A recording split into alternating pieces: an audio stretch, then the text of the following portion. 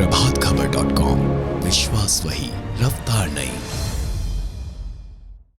उत्तर प्रदेश में 2022 विधानसभा चुनाव का जो है चुनावी बिगुल बज चुका है। वही आज हमारा खास कार्यक्रम यूपी का मुकाबला में आज चर्चा करेंगे विधानसभा बिठूर की।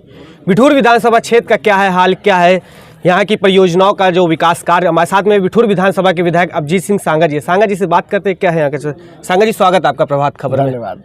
सबसे पहला सवाल रहेगा कि आप राजनीतिक में आए, इसका मुख्य कारण क्या था? क्या वास्तव में आप जनता की सेवा करना चाहते थे? देखिए, ये एक संयोग है, सौभाग्य है कि बिठूर हमारी क्रांतिकारी और धार्मिक धरती है। कुछ ऐसा संयोग बनता रहा। 2005 में जिला पंचायत का चुनाव लड़ने का मौका मिला। मेरे साथ में जो नौजवान संघर्ष करते थे, खेलते कूदते थे, उन नौजवानों ने वो जिला पंचायत का चुनाव जिताने का काम किया। उसके बाद एक मुख्यधारा में जब मैं राजनीति में आ गया तो संयोग रहा कि बिठूर विधानसभा भी बन गई परसीमन के बाद 2012 में। और जब बिठूर विधानसभा बनी तो ये ठान लिया कि इसका चुनाव मुझे लड़ना है। और उसी दिन से, जिस दिन से बिठूर विधानसभा का निर्माण हुआ, 2009 से मैं जनता के बीच में निरंतर आना जाना, पदयात्रा। बड़े बड़े लोग जब उस समय मेरा साथ देने को नहीं तैयार होते थे, उस दौर में नौजवानों ने मेरा साथ दिया और आज उसका कहीं ना कहीं परिणाम आपके सामने है। पहले आप सपा में थे, फिर कांग्रेस में, अब भाजपा में, इसको लेकर क्या कहेंगे? देखिए, जिला पंचायत सदस्य का चुनाव मैं 2005 में जीता। मैंने कभी सत्ता की राजनीति नहीं की। मैं 2017 में पहली बार सत्ता में आया। भारतीय जनता पार्टी की सरकार में मैं विधायक के रूप में देखा गया। मैंने हमेशा संघर्ष किया, बसपा की सरकार में संघर्ष किया, समाजवादी पार्टी की सरकार में संघर्ष किया। लोग दल परिवर्तन करते हैं सत्ता प्राप्ति के लिए। मैंने कभी सत्ता प्राप्ति के लिए दल परिवर्तन नहीं किया। मैंने हमेशा संघर्ष के रास्ते पर चलने का काम किया। कांग्रेस पार्टी जिस क्षेत्र में आप हैं, यहाँ पर कोई झंडा उठाने वाला नहीं था। उस दौर में 2012 में मुझे टिकट मिला, मैं चुनाव लड़ा और जनता ने मेरी पहचान को बनाने का काम किया। जनता ने ये जानते हुए कि कांग्रेस की सरकार नहीं बननी है, उसके बावजूद भी लगभग 52,000 लोगों ने मेरा समर्थन करने का काम किया और मेरी पहचान को इस प्रदेश में जो पार्टियां हैं उनके नज़रों पे लाने का काम किया। बिठूर का इतिहास पौराणिक कथाओं में रहा है और ग्रंथों में भी रहा है। अब की बार आप बिठूर विधानसभा में किन मुद्दों को लेकर जनता के बीच जाएंगे? देखिए, बिठूर विधानसभा में जहाँ तक विकास के मापदंड पे हम बात करेंगे, क्योंकि चुनाव हमेशा विकास के मापदंड पर लड़ा जाता है। अगर हम सड़कों की बात करेंगे तो यही कल्याणपुर बिठूर मार्ग है जो समाजवादी पार्टी की सरकार पर लोगों ने चलना बंद कर दिया था। लोग मंदना से होकर के बिठूर जाते थे। भौती से भीमसेन जाने वाला मार्ग सुंदरीकरण हमने कराने का काम किया है। भौती से भौती खेड़ा वाले मार्ग का निर्माण 20 करोड़ की लागत से हम करवा रहे हैं, काम चल रहा है। रमईपुर से सचेंडी होते हुए रंजीतपुर जाने वाला मार्ग 53 करोड़ की लागत का मार्ग, जिसका टेंडर हो चुका है, बॉन्ड बनने जा रहा है, जिसका भी निर्माण कार्य सूचना की वजह से रुका हुआ है, उसके बाद शुरू होने जा रहा है। किसान नगर से बिधनू वाला मार्ग लगभग 25 करोड़ की लागत का मार्ग बनकर के तैयार हो चुका है। ऐसे अनेकों मार्ग हैं। 200 करोड़ के तो केवल PWD के काम मैंने विधानसभा में कराए हैं। 500 करोड़ के विकास कार्य मैंने अपनी विधानसभा में कराए हैं। लगभग 200 पेयजल की टंकियाँ, घर घर पाइपलाइन बिछाने का काम, गांव-गांव में पाइपलाइन बिछाने का काम, घर घर टोटी लगाने का काम हमारी सरकार में योगी आदित्यनाथ जी के नेतृत्व में मेरी विधानसभा में होने जा रहा है। हमने सड़क का काम किया, हमने पानी का काम किया और आज ग्रामीण क्षेत्र को 18 घंटे बिजली देने का काम हमारी सरकार कर रही है। अगर ट्रांसफार्मर फूकता है तो 2 दिन के भीतर उसको बदले जाने का काम हमारी सरकार करती है। इस तरीके से क्रांतिकारी बदलाव किए हैं।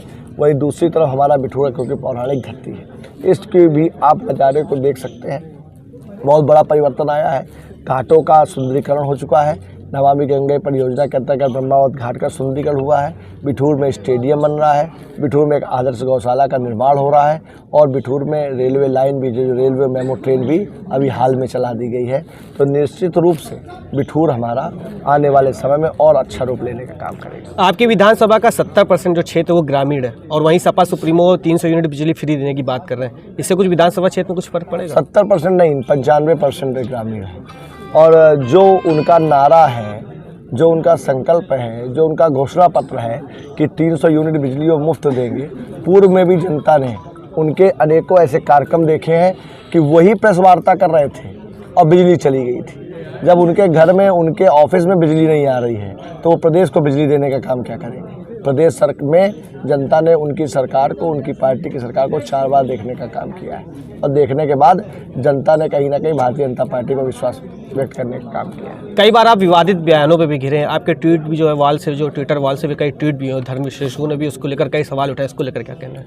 देखिए, जहाँ तक कुछ विषय ऐसे होते हैं जहाँ पर मुझे ऐसा लगता है कि सच्चाई बोलना भी कभी कभी लोगों को अखर जाता है।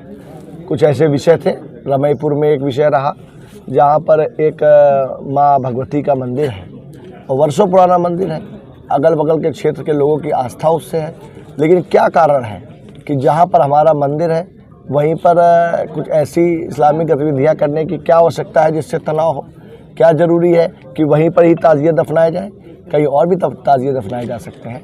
तो इसका मैंने विरोध करने का काम किया था कि मंदिर प्रांगण में ताज़िया दफनाना उचित नहीं है, आने वाले समय में विवाद का रूप ले सकता है। भाजपा से कई मंत्री और विधायक सपा का दामन थाम रहे हैं, इसको लेकर क्या कहेंगे? चुनाव में कुछ फर्क पड़ेगा? कोई फर्क नहीं पड़ेगा। अभी परिणाम आएगा और इन लोगों का हश्र आप लोग देखने का काम करेंगे। जनता समझदार है।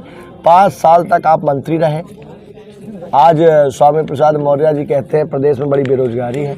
वो खुद श्रम और रोजगार मंत्री रहे। वो 5 साल तक अगर उनको बेरोजगारी नज़र आ रही थी तो क्यों नहीं उन्होंने पहले इस्तीफा देने का काम किया? क्यों नहीं उन्होंने पहले ही भारतीय जनता पार्टी को छोड़ने का काम किया? आज कहीं ना कहीं पुत्र को टिकट नहीं दिला पा रहे हैं, बेटी का भविष्य उनको अंधेरे में नज़र आ रहा है, खुद का जीत सुनिश्चित दिखाई नहीं दे रही है, इसलिए वो पार्टी छोड़ने का काम कर रहे हैं। हमारी रिसर्च टीम ने कुछ आपके क्षेत्र के मुद्दे निकाले हुए हैं। आपके क्षेत्र में सीएससी और पीएससी तो है, लेकिन स्वास्थ्य सेवाओं के लिए बेहतर डॉक्टर वहाँ पे मौजूद नहीं है, इसको लेकर?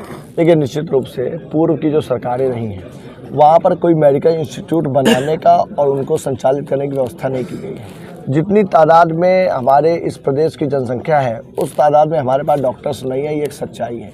लेकिन हमारी सरकार ने बड़ी मात्रा में मेडिकल इंस्टीट्यूट खोलने का काम किया है, जहाँ से अच्छे बच्चे हमारे उत्तर प्रदेश से पढ़ करके मेडिकल लाइन में आएंगे, डॉक्टर बन करके इस प्रदेश की सेवा करने का काम करेंगे। आपकी विधानसभा में जो बेरोजगारी की दिक्कत आ रही है युवाओं को, उसको लेकर कई सवाल युवा उठा रहे थे लगातार। देखिए, निश्चित रूप से बेरोजगारी एक समस्या है और ये आज की समस्या नहीं है।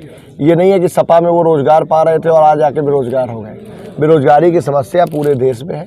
कोरोना जैसी वैश्विक महामारी से हम लोगों ने लड़ने का काम किया है, हम मानते हैं। लेकिन वहीं दूसरी तरफ हमारी बिठूर विधानसभा का सौभाग्य है कि आज रमईपुर क्षेत्र में लेदर क्लस्टर बन रहा है, साड़ क्षेत्र में डिफेंस कॉरिडोर बन रहा है, ज़मीनें अधिग्रहित हो चुकी हैं, उपक्रम लगना शुरू हो चुके हैं। तो निश्चित रूप से उपक्रम लगेंगे, उद्योग लगेंगे तो रोजगार भी हमारे क्षेत्र के नौजवानों को मिलेगा। ये एक निश्चित रूप से आशा भरी नज़रों से हमारे क्षेत्र के नौजवान उस ओर देख रहे हैं। सचिंडी क्षेत्र में कुछ सड़कें भी खराब है, इसको लेकर लगातार ग्रामीण लोग कह रहे हैं कि सड़कें खराब है, विधानसभा में काम नहीं हुआ, इसको लेकर? केवल एक सड़क आपकी जो रमईपुर से लेकर के और धर्मंगतपुर रंजीतपुर को जाती है उसका भी टेंडर हो चुका है, बॉन्ड बन चुका है। अब अधिसूचना की मजबूरी है, अधिसूचना में हम लोग काम नहीं शुरू करा पा रहे हैं। 20 तारीख का और उसका काम हम लोग प्रारंभ करा। बहुत बहुत धन्यवाद प्रभात का हमारे साथ में कई अभ्यर्थी जिनका साफ तौर पर लगातार जो कहना था। मिलते हैं यूपी के मुकाबला में प्रत्याशी से और बात करेंगे कि यूपी के मुकाबले में बिहार क्या होगा विकास। कानपुर से आयुष तिवारी, प्रभात खबर। प्रभातखबर.com, विश्वास वही, रफ्तार नहीं।